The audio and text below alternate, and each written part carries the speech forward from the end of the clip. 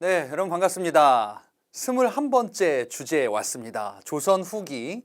자, 임진왜란 이후의 시기를 우리가 조선 후기다라고 이야기를 해요. 앞서 여러분들 뭐 병자호란 관련한 내용도 그때 이제 조선 후기인데 그 시기와도 관련한 내용이 등장하게 될 겁니다. 근데 이 시기 때 우리가 보려고 하는 주제는 이제 붕당 정치가 어떻게 전개되는지, 여기에는 좀 여러 가지 사건들이 있을 겁니다. 이와 관련한 내용들을 중심으로 보게 될 겁니다. 21번째 테마를 소개해 드리겠습니다. 부먹이냐 찍먹이냐. 여러분은 뭔가요? 부먹인가요? 찍먹인가요? 맛있는 탕수육이 있습니다. 그래요. 이거 가지고서 이제 막 탕수육인데 불편하신 분들이 있을 거예요. 왜? 아니 이렇게 부어버리면 어떡합니까? 찍어 먹어야죠 라고 하는 분들도 있고요. 그 다음에 탕수육은 원래 부어 먹는 거 아니야? 라고 하는 분들도 있겠고, 부먹이냐 찍먹이냐라고 가지고서 상당히 뭔가 좀 예민하게 반응하는 분들도 있긴 합니다. 자, 근데 이건 우리나라뿐만이 아니에요. 다른 나라 예를 한번 볼까요? 일본 가보겠습니다. 자, 우리나라와 달리 일본은 국밥 문화가 이렇게 많이 발달한 국가까지는 아니에요. 그래서 그런지 이거에 대해서 뭔가 좀 논쟁이 있는 것 같아요. 밥에다가 국을 먹는 데 있어서 국에다가 밥을 말 것이냐, 아니면은 밥에다가 국을 부을 것이냐. 뭐 이게 뭐 차이가 있습니까? 그래, 여기서는 굉장히 중요한 얘기인가 봐요. 그래서 이거 가지고서 약간 논쟁이 있나 봅니다. 다른 국가 한번 가볼게요. 영국입니다. 영국인들이 차를 굉장히 좋아해요. 그 중에서 홍차가 있는데 이 홍차를 우유와 함께 먹는 거를 또한 좋아한다고 합니다. 자, 그런데 홍차에다가 우유를 이렇게 붓는 거 아닙니까? 라고 하는데 이제 어떤 영국인들은 이거 보면서 또 불편한가 봐. 아니 우유에다가 홍차를 부어야지. 이렇게 하면은 맛이 좀 달라진다. 라고 얘기하는 사람이 또 있나 봅니다. 여기 나라뿐만이 아니에요. 미국 가보겠습니다. 미국에서 미국인들 많이 먹는 요거 이제 감자튀김이죠. 그지? 뭐 프렌치 프라이다라고도 얘기하는 거. 뭐 소스 있습니다. 자, 근데 이거 보고 또 불편해하는 미국인들이 있나 봅니다. 케첩에 이렇게 찍어 먹는 거 아닌가? 아니다. 이게 찍먹과 부먹이에요. 여기는 또. 케첩에다가 이제 감자튀김에다가 케첩을 이렇게 부어가지고 먹는 사람도 있나 봅니다. 그래서 이러한 또 논쟁이 있나 봐요. 호주로 가볼게요. 호주로 갔더니 이거 지금 핫도그인데요. 핫도그에 보기만 해도 맛있게 생겼죠. 뭐가 문제인가? 이걸 보고 불편해하는 사람들이 있어요. 핫도그 소세지가 있는데 이 위에 이렇게 있으면 안 된대. 뭐가? 토핑 양파 이런 게. 양파가 소세지 위에 가야 된다. 양파 아래에 양파가 소세지 아래 가야 된다. 이걸 가지고서 약간 우리나라 부먹 찍먹과 같은 논쟁이 있다고 합니다. 뭐가 맞을까요? 그래. 어떤 걸로 먹는 게 맛있을까? 저는 뭔지 아세요? 저는요, 고민 없습니다. 그냥 먹는 거예요. 이런 거 고민할 시간에 하나라도 더 먹자라는 명언을 남긴 코미디언이 있어요. 그래. 저는 이런 거 별로 이렇게 중요한 논쟁 같진 않아요. 그냥 취향대로 먹는 건데 그냥 서로 존중만 하면 되지 뭐. 그죠? 뭐 서로 강요만 안 하면 되지 않나. 굳이 뭐 논쟁을 벌일 필요가 있지 않나. 라는 생각이 들기도 합니다. 우리네 붕당 정치의 대립과 변질이 약간 이런 느낌과도 관련이 있어서 한번 소개를 드려봤습니다. 자, 그러면 본격적으로 붕당 정치가 어떻게 바뀌는지를 한번 보도록 할게요. 자, 일단 붕당 정치의 시작은 이전, 요 광해군 효종 얘기 나오기 전 선조 시기 때로 거슬러 올라가죠. 자, 이 붕당이 나왔었던 거는 바로 이들입니다. 사림들이 선조 때, 지금 얘기 나오는 거는 임진왜란 전이에요. 애초에 이조전랑의 문제, 척신의 문제 이런 것들 보셨을 겁니다. 그래서 동인과 서인으로 분화됐었죠. 자, 근데 이 동인은 북인과 남인으로 또한 분화된다. 정열이 모반 사건, 정실의 건조 이런 걸로 분화된다라고 봤었습니다. 자, 이게 붕당이 형성된 모습이에요. 그러니까 북인, 남인, 서인 이렇게 있었죠. 붕당이 3개가 있었던 겁니다. 그런데 광해군이 왕위에 오르고 광해군 때 여러분 중립외교 이런 거 있었잖아요. 자, 그런데 이때 누가 집권하고 있냐? 북인들이 집권해요. 광해군은 임진왜란 끝나고 왕위에 오른 인물이거든요. 임진왜란 당시에 북인들이 의병장으로 많이 활약하기도 했었어요. 그래서 이들의 입김이 좀 세진 겁니다. 북인들이 집권했다. 그렇지? 이 북인이 집권한 다음에 이 북인들은요, 자신의 권력을 강화시키고 싶었어요. 남인과 서인 이들을 막 배제시킬 겁니다. 그러다 보니까 막 불만이 있는 거예요. 북인이 아닌 세력들이. 광해군 보니까 이것 봐라. 앞서 본 것처럼 중립외교 그리고 폐모살제 봤었죠. 어머니를 폐하고 동생을 살해했다. 반정의 명분 구실로 삼은 겁니다. 그래서 광해군 집권의 불만을 가지고 이제 반정이 일어나겠구나. 외교적으로는 중립 외교 이것에 대해서 야 우리 명나라를 섬겨야지. 후금 붙어가지고 막 강홍이 항복 이런 건 하면 안 된다라고 주장을 했었던 겁니다. 그래서 인조 반정이 일어난 거예요. 인조 반정 누가 주도했느냐? 서인들이 주도한 거예요. 광해군 북인 정권을 무너뜨리겠다. 무너뜨리는데 성공을 한 겁니다. 누가요? 서인들이. 그런데 여기에 남인들도 일부 참여해요. 그래서 인조 반정은 누가 했습니까? 라고 한다면 서인이 한 거예요. 또는 서인 주도로 남인 일부가 참여한 겁니다. 그래서 요 시기 때 정권을 서인 정권이라고도 하고요. 서인과 남인의 연합 정권이다 라고 이야기를 하기도 해요. 둘 다 맞는 얘기예요. 서인들 주도에 남인들 일부가 참여했었다. 그러면서 이들은 서로 인정하면서 대화도 하고 연립정권으로서 서로 협력하면서 당분간 쭉 지속이 된 겁니다. 그리고 인조 때 이렇게 붕당은 협력했으나 전란이 있었네요. 정묘호란, 병자호란. 그리고 효종이 왕위에 올랐네요. 그래서 뭘 주장한 거예요? 북벌운동을 주장했었던 겁니다. 그런데 이 북벌운동에서 견해가 조금 달랐었어요. 서인이 주도하면서 남인들이 반대하기도 하는 이런 모습이 있긴 했었다. 어찌 되었건 서인과 남인이 정치권에서 같이 어우러지고 있었던 건 맞다라는 거지요. 북벌운동에 대한 약간의 견해 차이가 있긴 했었다. 자, 그런데 붕당이 누구다 지금? 서인 주도로 남인들이 참여하는 이런 모습이에요. 북인들은 어디 갔습니까? 북인들은 인조 반정으로 사라졌어요. 네, 쫓겨난 겁니다. 자, 그래서 지금 이렇게 된 겁니다. 요거를 한번 이렇게 정리해 볼게요. 제가 정리해 드린 건데 지금 이거 뭐냐면요. 붕당 정치가 어떻게 변화되는지 요거를 표로 한번 정리해 봤습니다. 광해군 때 북인이었었죠. 근데 인조 반정으로 북인들 퇴장하죠. 그래서 서인이 주도하고 남인이 참여하는 인조와 효종 때 이런 모습으로 쭉 간 거예요. 그래, 앞서 여기까지 본 거야. 이제 그 다음 얘기예요. 이 붕당 정치가 어떻게 변화되는지 이런 얘기들이 쭉 우리를 기다리고 있을 겁니다. 한번 보죠.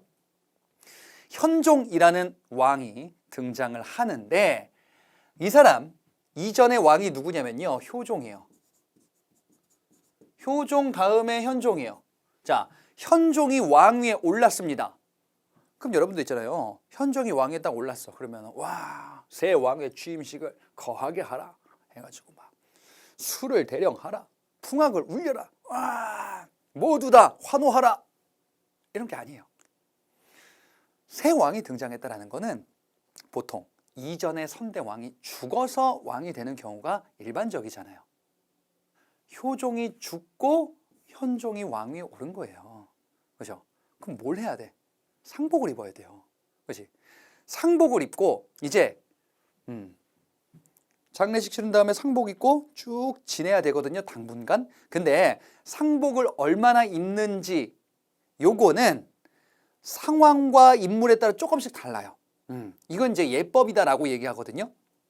예법, 의례, 가정의 의례, 또는 뭐 국가의 의례 이런 거잖아요. 이 예법을 어떻게 적용할지에 대해서 조금 다르다. 자, 그런데 뭐가 문제가 있냐? 자의대비라는 사람이 있어요. 자, 이렇게 볼게요. 인조, 효종, 현종으로 이어지거든요. 인조의 아들 복림대군 효종, 그 다음에 현종 이렇게 이어진 거예요. 그런데 인조의 계비가 있었어요. 인조의 계비, 이 사람이 자의대비라는 사람이에요. 효종이 죽어서 현종이 왕위에 올랐는데 이 사람이 아직 살아있어요. 그러면 상복을 입어야지. 그치? 근데 지금 이 관계가 어떻게 되냐면요. 어머니와 아들, 서열상 이렇게 돼요. 어머니와 아들, 즉 아들이 죽었다. 어머니가 상복을 얼마나 입을 것이냐. 이 얘기예요. 논의를 단순화시키면. 그러면 그래. 아들이 죽었을 때 어머니가 상복 입는 거 가슴은 아프지만 그 기간 잘 입고 지나면 되지 않겠습니까? 그런데 이 아들이 첫째 아들인지 둘째 아들인지 여부에 따라서 달라져요. 이 아들이 첫째 아들인지 둘째 아들인지 여부에 따라서 첫째 아들이면은 3년을 입어야 돼요. 첫째 아들이 아니면 1년을 입어요. 장남을 당연히 우대하는 게 옛날에 있었으니까 이 당시에는요. 그죠? 자, 그러면 몇째 아들이죠? 효종? 첫째? 인조의 첫째 아들이 있었어요. 누구? 소현세자예요. 소현세자는 죽었잖아요. 귀국해서 청나라 법을 볼러 갔다가 소현세자의 동생이에요. 복림대군 효종입니다. 그러면 둘째 아들 적용하면 될 것 같은데? 자, 일단 요거와 관련해서 견해 차이가 있습니다. 그래서 이 예법에 대해서 어떻게 적용할 건지에 관련한 논쟁을 예속 논쟁이다라고 이야기를 해요. 아니 둘째 아들 아닙니까? 근데 조금만 기다려보세요. 첫째 아들이라는 얘기가 있어요. 자, 누가 이걸 대립할 거냐? 바로 남인과 서인 간의 대립이 있을 겁니다. 기존에 있었던 붕당이 지금 남인과 서인, 서인과 남인이잖아요. 자, 어떻게 대립하는지 보자. 첫 번째 이 예송이에요. 효종이 죽어서 상복을 얼마 입을 것이냐, 그런 논쟁입니다. 자, 그런데 일단 서인들 같은 경우는 이런 얘기예요. 효종이 둘째 아들이잖아요. 차남이잖아. 인조의 장남이 아니잖아요. 그래, 원칙대로 가자 이거예요. 그러면 1년이야. 그렇죠? 차남이잖아. 장남인 경우에는 3년이라 그랬죠. 장남이 아니면은 차남 1년이에요. 그래서 이게 서인의 주장이에요. 그런데 남인이 다른 얘기를 해요. 뭐라고 하냐? 둘째 아들인 건 맞는데, 장남이 아닌 건 맞는데 왕이 됐잖아요. 왕은 장남이 계승하는 게 원칙이에요. 그럼 장남이 죽으면 차남이 계승하는 원칙 아닙니까? 아니야. 장남이 죽으면 장남의 아들이 계승하는 게 원칙이에요. 원래는. 그게 원칙이거든요. 그러니까 지금 이상한 거예요. 좀 뭔가 꼬인 거예요. 소현세자가 죽었잖아요. 그러면 소현세자의 동생 계승하는 게 아니고 소현세자의 아들이 계승해야 돼요. 근데 소현세자 아들 있었어요. 죽거든요. 어찌 됐건 그쪽으로 안 왔어. 그러니까 뭔가 조금 꼬인 거예요. 그래, 장남이 아니긴 하지만 차남이지만 어쨌든 왕이 됐으니까 장남이 된 걸로 치자. 장남 된 걸로 치자. 왕이 됐으니까. 아니 그런 게 어딨냐. 왕실에서는 그런 게 있어. 이게 남인의 주장이에요. 그래서 효종을 첫째 아들 장남으로 하자. 3년이에요. 그러면은 요게 장남으로 하면은 3년 동안 입어야 되는 게 맞지 않냐. 이게 남인의 주장입니다. 자, 그래서 서인과 남인이 1년을 입힐 것이냐 3년을 입힐 것이냐 이거 가지고서 이제 논쟁을 벌이는 겁니다. 이게 첫 번째 1차 예속 논쟁이에요. 자, 그러면 이들은 지금 어떤 것을 근거로 이런 얘기를 하고 있냐. 서인은 얘기하는 겁니다. 왕이 됐다 하더라도 그냥 일반 예법을 적용해야지. 일반 양반 사대부들 적용하는 예법 그대로 똑같이 해야지. 왜 왕이 됐다고 왕이 됐으니까 장남으로 치자 이런 게 어딨어. 다 똑같은 사람이야. 왕을 특별 대우할 필요가 없다. 신권, 신하의 권리는 왕의 권리와 같다라는 것을 바탕으로 하고 있는 거예요. 반면에 남인은요, 아니다. 왕이 됐으니까 왕실은 특별 대우야. 왕실은 왕이 됐으면은 일반 신하 예법과 달라. 왕은 더 높여야 돼. 왕권이 중요하다라고 보는 거예요. 그래서 지금 이 예속 논쟁 같은 경우는 단순히 아유 그냥 뭐 상복 뭐 얼마 입으면 어때? 아우 진짜 답답해. 이런 정도 차원은 아니에요, 사실. 예, 정치를 어떻게 운영할 것인지, 왕권 중심이냐 신권 중심이냐 이런 걸로 갈등을 벌이게 되는 당시의 모습이다라고 볼 수 있습니다. 자, 그러면 둘 중에 선택을 해야 됩니다. 자기 대비가 물어봐요. 그래서 나 3년 입어, 1년 입어. 어떻게 해야 돼? 결론 어떻게 되냐? 서인이 승리합니다. 그러면 몇 년 입는 거예요? 1년 입는 거예요. 왜? 당시 왕이 현종이라 그랬죠. 현종이 왕이 된 지 얼마 안 됐을 때예요. 그러면 서인과 남인 중에서 힘이 센 세력 말을 들을 수밖에 없어요. 누가 힘이 세요? 서인이 센 거야. 그래서 서인 말을 들은 거예요. 그래, 1년상으로 끝났어. 이렇게 끝난 줄 알았지? 그런데 말이죠. 인조, 효종, 현종. 이번에는 효종의 비가 죽어요. 그런데 인조의 계비가 아직 살아있어요. 아하, 첫째 며느리야, 둘째 며느리야. 똑같은 논쟁이 나오는 거예요. 그죠? 효종 비가 죽자, 얼마를 입어야 하느냐, 첫째 아들로 봐야 되냐, 둘째 아들로 봐야 하느냐, 이 논쟁이 나오는 거죠.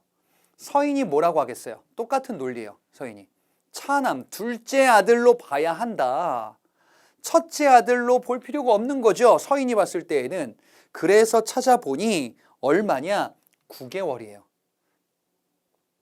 남이는 둘째 아들이지만 첫째 아들로 대우를 해야 된다. 그래서 며느리격인 이 서열로 보니까 첫째 아들의 부인, 그러면 1년이에요.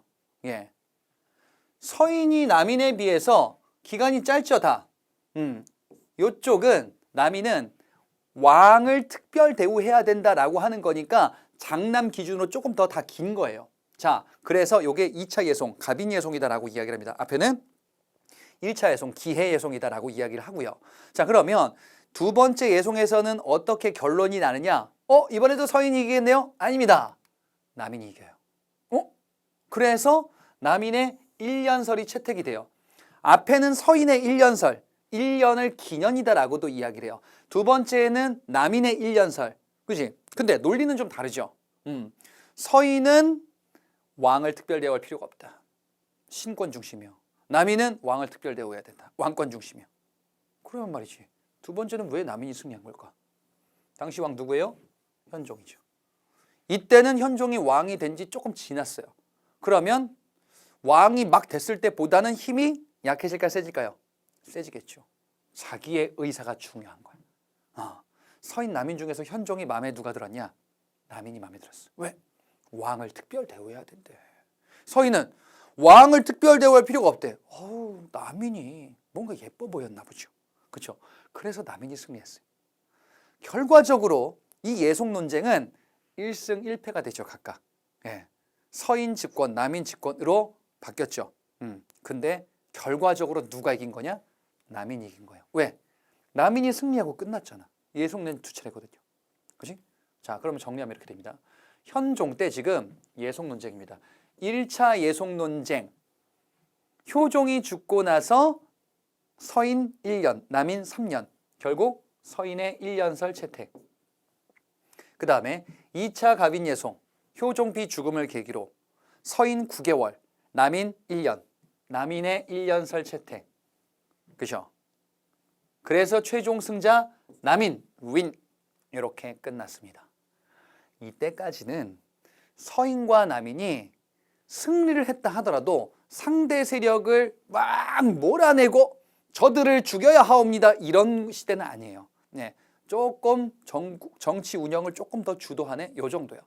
상호 간의 인정과 공존이 가능한 이런 모습이 있었던 시기가 예송 논쟁이긴 합니다. 그런데 뭔가 조금 사이가 벌어질 것 같은 느낌적인 느낌, 그런 게 들지 않나요? 그래요. 요 다음 얘기입니다. 이제 다음의 왕, 숙종이라는 왕입니다.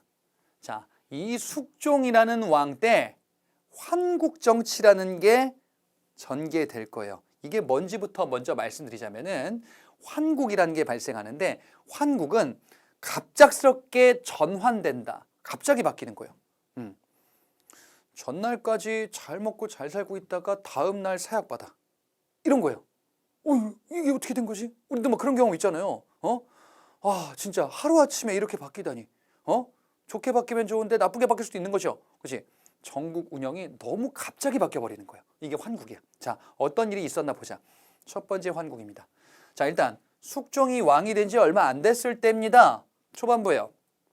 누가 집권하고 있었을까요? 앞서 볼까? 최종 승자 남인이라 그랬죠. 남인 집권으로 시작하는 게 숙종 때예요.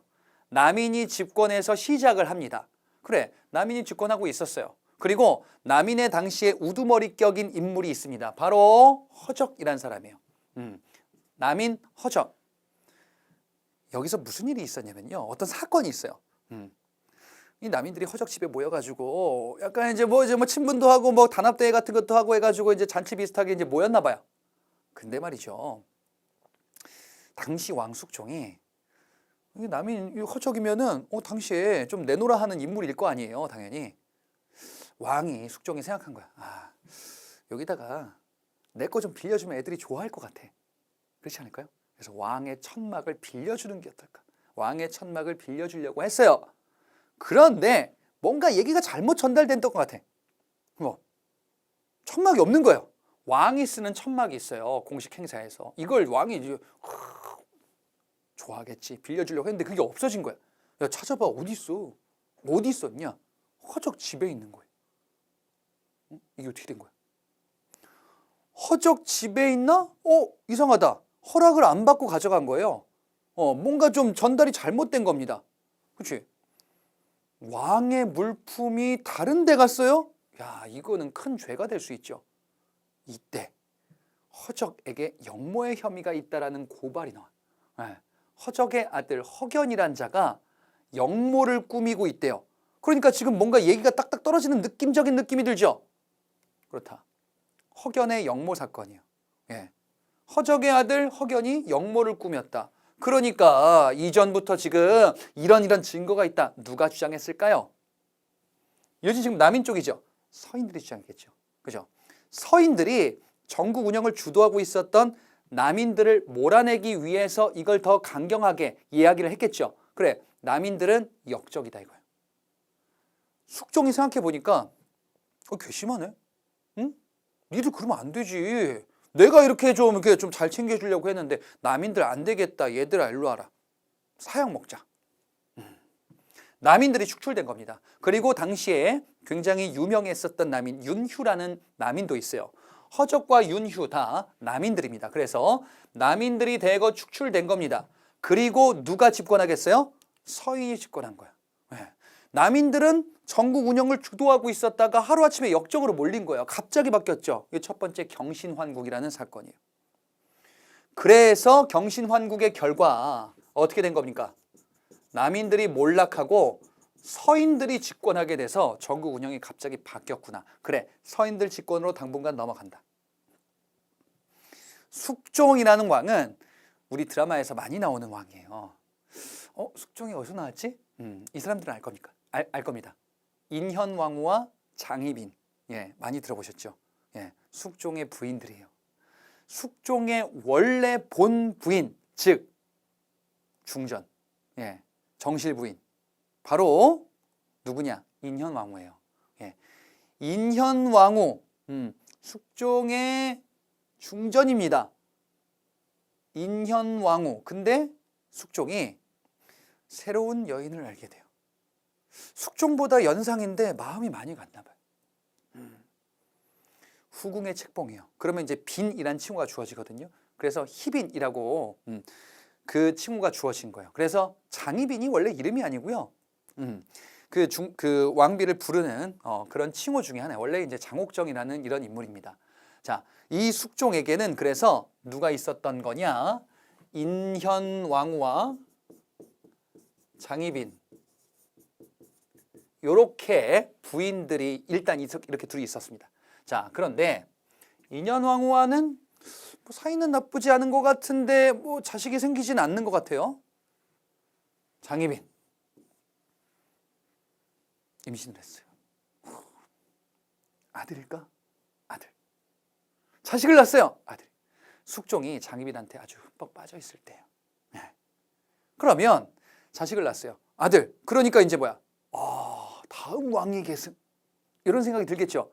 그래서 이제 뭐냐? 세자의 책봉할 준비를 할 겁니다. 자, 요게 지금 이 얘기예요. 희빈장 씨, 장희빈입니다. 장희빈의 아들을 세자로 책봉하려고 준비를 하는 거예요. 세자에 책봉되기 전에 원자라는 칭호를 먼저 부여하거든요. 뭐 세자 책봉 전이라고 보시면 돼요. 첫 번째 아들이다라고 해가지고 이제 원자가 크면은 이제 보통 세자가 되거든요. 그래서 세자 즉 원자 책봉 이렇게 추진을 하는데 신하들이 얘기하는 거예요. 숙종한테 저는 안 됩니다. 안 됩니다. 뭐 숙종이 기분이 안 좋은 거예요. 왜 안 되니? 후궁이에요. 중전이에요. 중전의 아들이 왕위에 오르는 게 원칙이에요. 후궁의 아들이 왕위에 오르는 거는 플랜 B예요. 아직 2년 하고 있다 이거지. 왜 이렇게 서두르시냐? 안 된다 이거예요. 인현 왕후는 서인 쪽과 연결이 되어 있었고 장희빈은 남인 쪽 세력과 연결이 되어 있었거든요. 서인들, 당시 집권 세력 서인들 입장에서는 장희빈의 아들이 세자에 오르면 남인들이 다시금 득세하겠다라고 생각했던 것 같아요. 그죠? 그리고 인현왕후의 아들이 생긴다면은 당연히 그쪽으로 세자를 가는 게 맞잖아요, 사실. 그러니까 좀 기다리자 이거죠. 그랬더니 숙종이 기분이 안 좋은 겁니다. 우리 누나의 마음을 니들이 알겠어? 뭐라고 하셨습니까, 저는? 아니다. 얘들아, 사약 먹자. 왜 그러십니까? 남인이 권력을 장악하고 서인이 몰락하게 된 사건입니다. 이게 바로 기사환국이에요. 그래서 여기다 정리하면은 기사환국은 서인들이 몰락하고요. 남인들이 집권하게 된 이런 사건이 되겠습니다. 예, 결국 장희빈의 아들을 원자에 책봉하고 이후 이제 세자가 될 겁니다. 이렇게 숙종이 서인들을 몰아내게 됩니다. 그리고 당시 서인의 우두머리격 인물인 송시열. 자, 이 송시열이 쫓겨나고 결국에는 이제 파직되고 죽게 될 겁니다. 이게 기사환국이에요. 남인들이 기사회생했네요. 그래요. 그래서 남인들 집권으로 이어집니다. 남인들 집권이 계속 될 줄 알았죠. 근데 당시 우리의 왕 숙종은요, 변덕이 심한 분이에요. 변덕이 심하다. 뭐냐? 인현 왕후를 앞서 기사환국 이후에 쫓아냈거든요. 장희빈을 중전으로 책봉을 해요. 이렇게 바꿨어요. 근데 생각해보니 인현 왕후 너무 마음이 아파. 숙종이 마음이 바뀌었어요. 조강지처지, 그치? 원래 남녀 관계에서 너무 막 이제 좀 안 좋게 내가 막 행동했고 헤어지면은 마음에 좀 남아요. 그래서 좀 시간이 지나면 생각도 나고 그렇지 않나? 그런 경우들 많이 있잖아요, 사실. 그래서 이제 뭐 친구랑 뭐 이야기하다가 연락해 볼까? 받을까? 해봐. 해가지고 다음날 뭐 정신 차려 보니까 전화를 막 이렇게 했고 막 장문의 톡을 남기고 그러면 이제 이불킥하는 거잖아요. 숙종도 아마 이런 심정이었을 것 같아. 인현 왕후를 다시금 드려야겠다. 이런 생각을 해요. 인현 왕후를 복위해야겠다. 그러자 누가 반대하겠어요? 남인들이 반대하겠죠. 장희빈과 연결된 남인들 안 된다 이거지. 쫓아냈지 않냐 이거예요. 근데 이렇게 하면은 문제가 생긴다. 그래, 이것도 맞는 얘기예요. 숙종이 기분이 안 좋아. 너희들 조강지처의 소중함을 모르지? 뭐라고 하셨습니까, 저는? 아니다. 얘들아, 사약 먹자. 갑술환국입니다. 갑술환국의 결과 어떻게 돼요? 서인이 재집권하고 남인이 몰락하는 겁니다. 그래서 이것도 정리하자면 남인이 몰락하게 되고요. 서인이 집권하게 된 겁니다. 결과적으로는 갑술환국이 일단 숙종 때 마지막 환국이거든요. 서인 주도, 서인이 최종 승자가 되었구나라는 겁니다. 예, 숙종의 지금 이런 부인 문제와도 관련이 있는 두 차례의 요 환국이었었어요.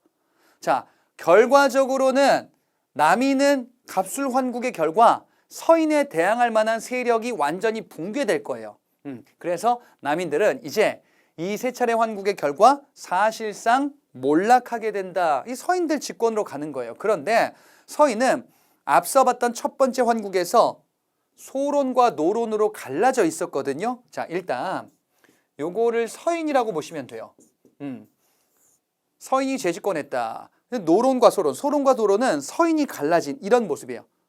자, 그러면 요 얘기를 중심으로 한번 보도록 할게요. 일단 환국을 한번 평가를 해볼게요. 이런 환국 정치는 붕당 정치가 잘 유지되는 건가? 아니에요. 여러분, 붕당 정치는 제가 앞서 소개해드렸던 것처럼 어떤 모습이냐면요. 상대당을 인정하면서 건전하게 토론하기도 하고 공론을 바탕으로 의견들을 수렴하는 이런 당시로서는 상당히 고급적인 정치 문화였었던 거예요. 그리고 이전에 서인과 남인들의 협력에서는 그게 어느 정도 인정이 됐거든요. 여당과 야당이 서로 토의도 하고 같이 어우러질 수도 있는 이게 기존의 원래 붕당 정치의 모습이었었는데, 근데 이 환국에서 보니까 어떻게 돼요? 서로 간의 역적이라 그래요. 그러면서 저 당 세력들을 몰아내고 죽여야 우리가 산다 라는 이런 극단적인 대립이 있는 거지. 그러니까 붕당 정치의 원칙이 잘 유지가 되고 있는 게 아니야. 변질된 거예요. 사람이 원래 참 좋은 애였는데 어쩌다가 저렇게 됐을까? 범죄자들도 알고 보면 굉장히 좋은 사람이었을 수도 있어요. 그런데 어쩌다가 사람을 잘못 만났나? 저렇게 됐나? 붕당이 어쩌다가 이렇게 됐나? 잘못된 방향으로 가고 있는 겁니다. 그래요. 그리고 왕이 지금 이 환국을 주도하고 있거든요. 숙종이 지금 이랬다가 저랬다가 왔다 갔다 막 하고 있잖아요. 그죠? 사약을 너희들, 사약을 너희들. 이러다 보니까 붕당이다. 여러분, 우리가 만약에 이 시기에 있었던 뭐 서인이든 남이든 특정 세력이라고 해보세요. 그러면은 우리가 권력을 쥐었을 때 상대방을 없애지 않으면 우리가 나중에 죽을 수도 있다는 위기의식이 있을 수 있잖아요. 그러면 권력 쥐었을 때 처절하게 무너뜨려야죠. 그게 별로 안 좋은 거잖아요. 그죠? 그래서 지금 이런 모습이 나오게 되고요. 왕과 연결되어 있는 외척, 종실 이런 비중이 증가하기도 할 겁니다. 이거 뭐 참고로 그렇구나 하고 넘어가시면 됩니다. 그리고 좀 아까 말씀드린 건데 경신환국, 첫 번째 환국, 허적 모반 사건, 허견 영모 사건, 그 사건을 계기로 하여 서인이 첫 번째 환국 때 서인이 권력을 쥐고 남인을 어떻게 처벌할까, 남인을 어느 정도 몰아낼까와 관련하여 강경파는 남인들을 확실하게 몰아내야 된다. 온건파는 적당히 타협해도 된다. 그래서 노론과 소론으로 갈라지게 될 겁니다. 그래서 서인이 지금 노론과 소론으로 나뉘게 된 거예요. 그러면 붕당은 지금 어떻게 된 거냐? 노론과 소론이 있고 남인들은 힘이 많이 약해졌고 이렇게 돼 있는 거예요. 예, 이게 환국의 결과가 되겠습니다. 자, 그러면 숙종 때 앞서 본 것처럼 결국에는 인현왕후를 어떻게 합니까? 인현왕후를 복위시킬 겁니다.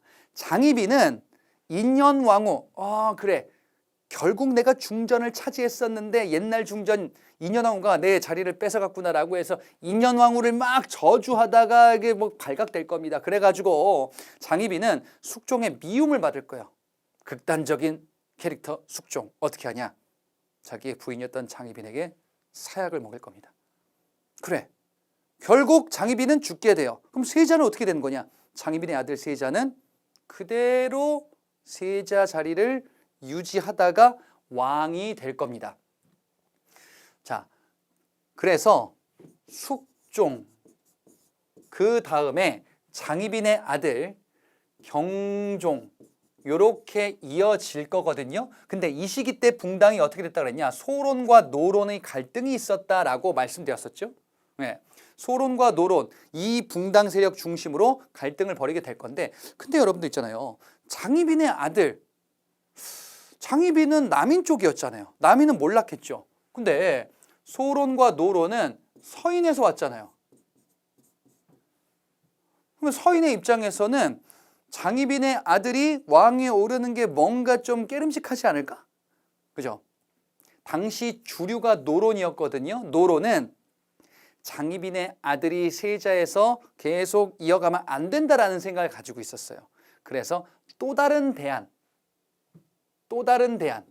숙종의 또 다른 아들 연인군이 있었습니다.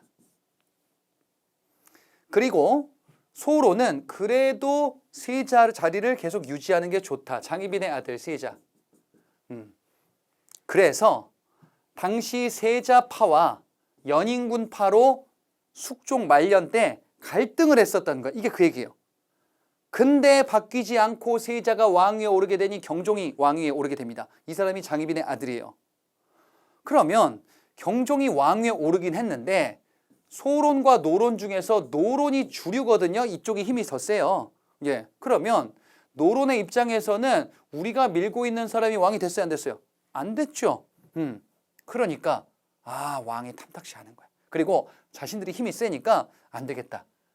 우리가 밀고 있는 요 이전 숙종의 또 다른 아들을 다음 왕으로 만들어야겠다. 그래서 경종의 동생이거든요. 이복 동생이거든. 세제에 책봉합니다. 세제. 그러면 경종 입장에서는 당시에 힘이 센 노론들의 말을 그 의견을 좀 수용한 거예요. 그리고 당시에 노론들의 견해를 수용해서 세제에 책봉한 겁니다. 그러더니 노론들이 뭐라고 하냐? 권력을 넘기세요. 전하. 권력을 넘기세요. 그게 무슨 말이니?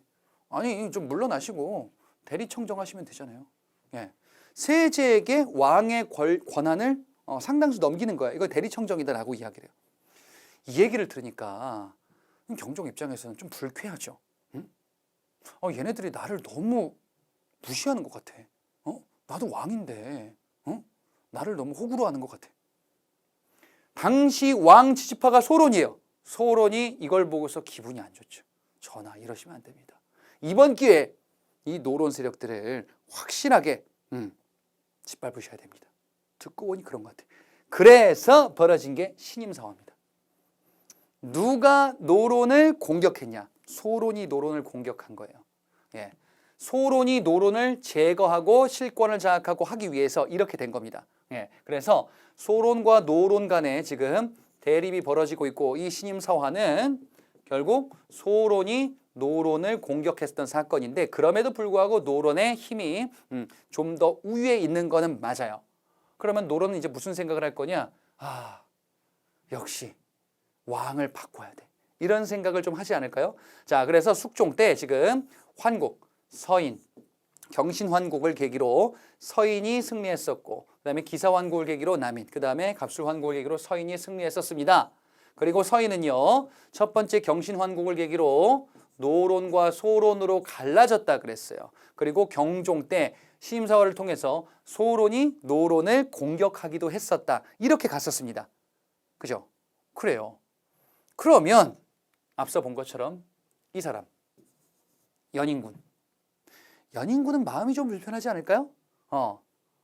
왕과 대립하고 있어요. 나를 지지하는 세력이 노론이. 그리고 이 연인군 같은 경우는요. 경종과는 형제예요. 이복 형제예요. 엄마는 다르고 아빠가 숙종이야. 그치? 이 연인군 불편해. 야사에 따르면 이런 기록이 있어요. 이 경종한테 연인군이 음식을 올립니다. 전하, 이거 먹고 힘내세요. 이게 뭐냐? 게장과 감입니다. 와, 맛있겠다. 밥도둑 맛있게 먹었나 봐요. 감도 보니까 달고 맛있었나 봐요. 먹었어요. 동생아, 배가 좀 아프다. 설사가 나오는 것 같아. 기분 탓입니다. 그렇겠지? 먹고 죽어요. 경종. 네. 그래? 연인군이 올린 음식을 먹고 죽어요. 연인군은 세제였죠. 그래서 연인군이 왕위에 오릅니다. 뭔가 조금 깨름직한데요? 그 사람이 영조입니다. 예. 영조가 연인군이에요. 그러면 자, 여러분 생각해 보세요. 영조가 왕위에 올랐는데 영조가 올린 음식을 먹고 경종이 죽었잖아요. 어쨌든 간에. 그치? 그러면 이 사람은 왕이 아니라 살인자 아닙니까? 라고 주장하는 사람도 있겠죠? 그죠? 영조가 얘기합니다. 아니야. 나는 하지만 모두를 아우르는 정치를 할 거야. 공평하게 누구누구 여러 사람들을 등용하는 정치를 할 거야. 라는 글을 발표합니다. 그럼에도 불구하고 살인자잖아요. 왕으로 인정할 수 없어. 당시 강경한 소론과 이전에 배제됐었던 남인들 일부가 가담했었던 난이 벌어져요. 영조 인정할 수 없다. 왕으로 인정할 수 없다. 이게 이인좌의 난이에요. 영조는 이인자로 머물러야 한다. 이렇게 하면 안 헷갈릴 것 같죠? 자, 이인좌와 같은 이런 세력들이 영조를 인정할 수 없다예요. 영조는 일단 왕이 됐죠. 난이 일어났으니까 진압하면 되죠. 그래, 진압합니다. 자, 진압하면서 영조가 다시 얘기해요. 나 공평하게 정치한다고 했거든. 탕평교서는 공평하게 정치한다라는 것을 발표한 문서예요. 특정 세력에 치우치지 않겠다라는 것이. 영조는 기본적으로 노론의 지지를 받고 있거든요. 노론의 지지를 받음에도 불구하고 나는 공평하게 여러 세력들을 아우르겠다. 여러 세력들을 아우르겠다 탕평책인데 영조의 탕평책은요. 이런 탕평책이에요. 탕평 정치나 할 건데 동의하는 세력들, 그 다음에 너무 극단적으로 영모다 해서 죽이자 이런 세력들 빼고 등용할게. 완론탕평이다 그래요. 완론탕평의 완자가 느리다, 완화됐다 할 때 좀 완화된, 너무 강력하게 막 밀어붙이고 그런 게 아니라 탕평 정치 하자.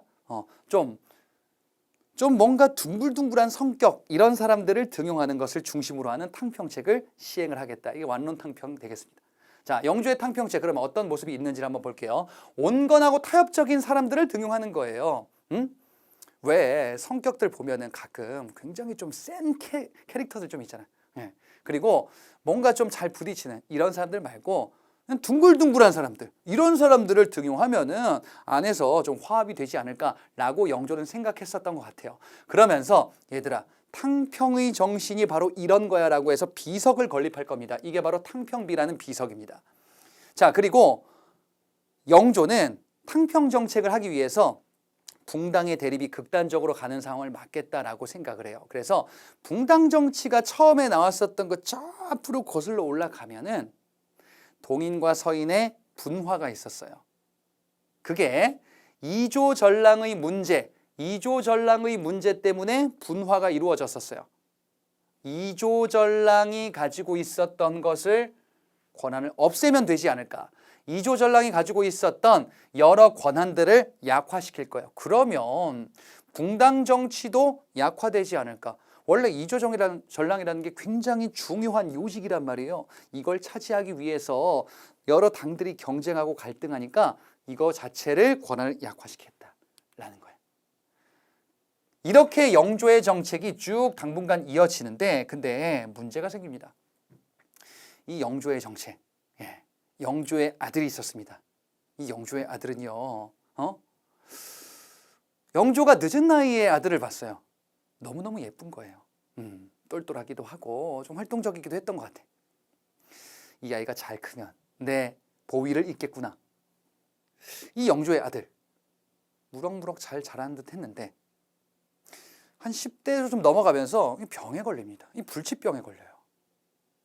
중이병에 걸려요. 뭔가 좀 아버지의 말이 좀 뭔가 마음에 들지도 않고 그 다음에 뭔가 좀 이렇게 막 너무 아버지는 예민한 것 같은데 나는 좀 활동적이기도 하고 내 아버지가 이제 막 나무랍니다. 너 이렇게 하면 안 되지. 이게 시간이 계속 지나다 보니까 강박증이 생겨요. 아버지만 보면은 마음이 안 좋아. 그래서 이 세자가 나중에는 이제 사고도 많이 칩니다. 정신병에 시달려요. 이 주변에 막 시중 드는 사람 막 죽이기도 하고 세자를 처벌하라라는 얘기가 나오게 돼요. 그래서 영조가 결국 어떻게 하냐? 세자에게 자결을 명합니다. 자결하라. 잘못된 게 없습니다. 여봐라. 뒤주를 가져오라. 가두고 망치로 박아라. 뒤주에 가두죠. 그래서 결국 아들을 죽이게 됩니다. 사도세자예요. 사도세자가 죄를 지었다라고 했을 때 당시에 사도세자를 죽여야 된다. 너무 큰 죄를 지었다. 라는 세력과 잘못한 건 맞는데 죽이는 것까지는 너무합니다. 죽이는 건 너무하다. 시파라고 해요. 죽여야 된다. 벽파라고 해요. 이런 갈등이 있기도 했었습니다. 자, 그런데 이런 모습을 봤을 때에는 역시나 붕당이라는 게 또 갈라지고서 견해가 지금 나뉘고 있네요. 그러면 당시 영조의 탕평책으로 화합되는 모습으로 가지는 못했다라는 것을 알 수가 있기도 합니다. 그럼에도 불구하고요, 여러 가지 개혁 정책들이 이어지게 될 거예요. 한번 볼게요. 영조의 개혁 정책으로서 백성들을 위한 여러 가지 정책을 취하게 될 겁니다. 자, 일단 탕평책을 했다라는 것은 정치권에서 갈등이 어느 정도는 완화된 거예요. 근본적인 한계는 있었지만 어느 정도 완화되다 보니까 이제 백성들을 챙길 수 있게 된 거죠. 그렇지? 그러니까 정치권에서 갈등이 너무 심해지면은 국민들의 생활과 너무 좀 반대되는 이런 모습으로 이어질 수도 있는 거거든요. 자, 영조 때에는 탕평책으로 갈등이 조금은 완화되다 보니까 백성들을 위해서 할 수 있는 정책들이 출현하게 됩니다. 균역법이라는 제도는요, 경제편에서 볼 건데 백성들의 세금 부담을 완화시켜준 어떤 제도입니다. 그리고 백성들의 억울한 것을 해결해 주기 위해서 신문고 제도라는 것을 다시 설치하기도 해요. 이거는 조선 초기 태종 때 있었던 건데 중간에 없어졌거든요. 백성들이 억울하면은 신문고에서 억울한 거 이런 거 있습니다, 해결해 주세요라고 고하는 이런 제도, 백성들을 위한 제도였었어요. 그 다음에 당시 수도 한양이 도시의 기능이 점점 성장하고 있었거든요. 네, 수도 한양에 사람들이 많이 몰려요. 사람들이 많이 몰리다 보니까 무슨 문제가 생기냐? 아니, 똥물이 되는 거예요. 너무 하수도 시설이 정비되지 않았었어요. 그러다 보니까 막 전염병도 생기고 이런 거야. 안 되겠다. 이 하천을 정비하자, 청소하고 다시금 요거를 파내서 하수도를 정비하자. 이게 청계천 준설이에요. 준천사라는 걸 만들어서 청계천을 정비하는 이런 정책을 취하면서 백성들의 생활을 개선하고자 하는 정책을 취하기도 합니다. 그리고 영조 시기 때 조선의 정책을 다시금 재정리한 서적을 만들게 돼요. 자, 여러분 기억나세요? 조선의 기본 법전 뭐였죠? 성종 때 완성했었던 경국대전이 있었어요. 이 경국대전을 다시금 업데이트하자. 그래서 만든 게 속대전이라는 일종의 경국대전 속편이에요. 동국문헌비고라는 백과사전도 편찬하기도 합니다. 이건 문화편에서 다시 한번 언급해 드릴 겁니다. 자, 이렇게 영조의 개혁 정책을 쭉 정비하게 됩니다. 그런데 영조의 정책은 사도세자가 죽으면서 갈등으로 이어지기도 했었죠. 자, 영조의 아들이었었어요. 사도세자. 근데 사도세자가 죽었죠. 그치? 그리고 붕당 사이에서 벽파 시파의 갈등이 있기도 했었어요. 사도세자가 죽은 다음에 세자가 죽었죠. 그러면은 세자를 누구를 합니까? 원칙상은 사도세자, 세자의 아들이에요. 영조에게는 손자입니다. 세 손에 책봉을 해요. 그리고 이 세 손이 왕위에 즉위하게 돼요. 바로 정조입니다. 정조는요, 사실 왕세손 시절부터 상당히 불안했었어요. 왜? 정조는요, 아버지가 죽었잖아요. 응? 사도세자. 그래, 잘못해서 죄인이다라고 해서 죽었어. 세손, 지위가 없다라는 공격을 많이 받았겠죠. 그렇죠? 정조가 즉위하고 한마디 합니다. 그 아이는 사도세자의 아들이다. 나는 죄인이라고 했었던 사도세자, 우리 아버지, 그 아들이 나다. 예. 그러면 뭘 예상할 수 있냐?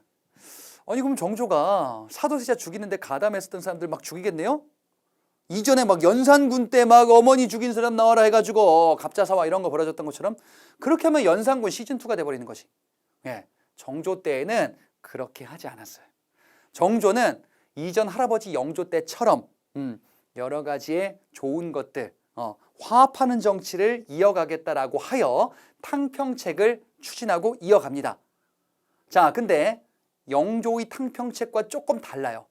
준론 탕평, 준엄한 탕평책을 하거든요. 왕이 조금 더 개입을 많이 해요. 자, 영조 때에는 둥글둥글한 애들 중심으로 등용할게. 이게 영조의 탕평책이었는데 정조의 탕평책은 왕인 내가 시시비비를 가리겠다. 왕인 내가 누구 말이 맞는지를 가리겠다. 예, 이렇게 하는 탕평책이에요. 이걸 준론 탕평책이라고 합니다. 누가 옳은지 그른지를 가려서 인사관리에 사용을 하겠다라는 좀 더 왕이 더 많이 개입하는 탕평책이에요. 그래서 이 정조의 탕평책은 왕권을 좀 더 강화시키는 탕평책이다. 이렇게 볼 수가 있겠습니다. 주로 벽파 말고 시파들 위주로 등용을 하기도 하겠죠. 왜? 시파는 이전에 사도세자를 죽이는 것까지는 좀 너무한다라고도 얘기했었거든요. 그래서 시파를 중심으로 등용하면서 이들뿐만 아니라 기존에 배제했던 소론과 남인 계열들도 비주류들도 등용을 하는 이런 정책을 취하게 된다. 그래서 왕권을 강화하는 이런 정책을 바탕으로 여러 세력을 등용하는 겁니다. 왕이 판단하겠다라는 거. 왕이 판단하는 데 있어서 중요한 기반이 되는 정책이 있습니다. 얘들아, 신하는 왕이 내가 가르쳐 줄게. 응? 신하들 말이야 보니까 너무 자기들끼리 막 이렇게 저렇게 안 되겠어. 왕인 내가 신하들을, 젊은 관리들은 내가 직접 챙기고 내 사람으로 만들어야겠어. 왕권을 강화시키기 위해서 내 사람들을 키우는 거예요. 젊은 관리들을 재교육하는 이런 초계 문신제. 네. 이렇게 유능한 문신들을 초계 문신이다라고 하거든요. 초계 문신을 선발해서 왕이 직접 가르치는 거예요. 얘들아, 이렇게 정치해야 돼. 이렇게 해야 돼. 너의 사람, 나의 사람이 돼야 돼 라고 얘기하고 싶겠죠. 정조가 왕권을 강화하기 위한 모습이다. 그 다음에 정조는 강력한 왕권을 만들고 싶어요. 근데 이거에 반기를 들고 반역이 있으면 안 되잖아요. 그래서 왕을 지키는 호위 군사 조직을 만듭니다. 장용령이라는 군사 조직을 만들어요. 까불지 마라 얘들아. 왕권이 이렇게 강력하단다 라는 걸 보여주고 싶겠죠. 그리고 학술기구를 만듭니다. 얘들아, 왕의 사람으로서 정치를 잘 운영하고 학문도 연구하면서 나의 브레인 집단이 되어라. 규장각이라는 걸 만들어요. 원래는 이게 왕실 도서관인데 학문을 연구하고 발전시키는 왕의 측근 기관으로 역할을 하게 되는 겁니다. 여기에 최측근 관리들을 검서관이다라고 하는데 이 검서관에 서얼 출신들을 등용할 거예요. 서얼은 양반의 첩의 자식들인데 승진의 제한 같은 게 있었어요. 문과응시도 제한이 있었고, 이 서얼 출신들을, 능력 있는 서얼들을 왕의 사람으로 만들고 싶은 거예요. 그러니까 지금 정조는 영조처럼 둥글둥글한 애들 쓰겠다가 아니라 내가 직접 키울게. 조금 더 강력한 탕평책이다 라고 볼 수가 있겠습니다. 그 다음에 신의 통공이라는 조치가 있는데 이거는 상업정책으로서 경제편에서 등장할 겁니다. 이 상인들에 대한 어떤 특권을 없애는 정책으로서 이건 뒤에 나옵니다. 그리고 정조는요, 강력한 왕권을 상징하는 도시 거점을 만들고 싶어요. 수원의 화성을 만듭니다. 수원의 화성을 만들어서 이제 거기에서 왕권의 강력함을 보여줄 거야. 여기서 뭐 할 거냐면요, 정조의 호위부대 장용령 군사 퍼포먼스 같은 거 할 거야. 그러면 뭐 하고 싶은 거야? 이 수원의 화성 강력한 성벽이 있다. 새로운 도시다. 왕권을 상징하는 도시다. 그리고 왕의 이 군인들, 저 강력함을 보아라. 그래서 강력한 왕권으로 붕당의 문제를 해결하고자 했었던 이런 왕이다 라고 볼 수가 있겠습니다. 자, 정조의 편찬 사업은 영조 때의 연장이에요. 법전을 다시금 재정비합니다. 자, 영조 때는 앞서 본 것처럼 속대전을 편찬했었죠. 이게 법전이거든요. 요거를 다시금 새롭게 개편한 게 대전 통편이다라고 이야기를.